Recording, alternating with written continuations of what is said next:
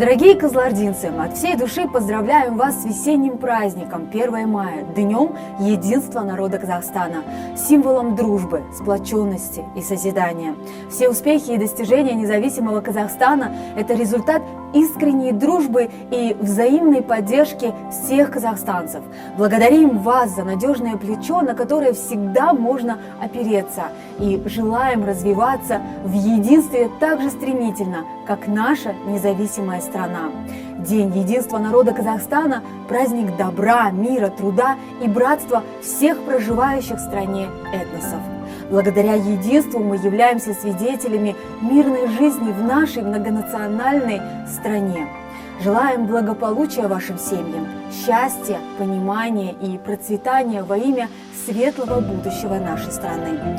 Пусть наш народ и наше государство остаются для вас надежным фундаментом для развития и новых достижений.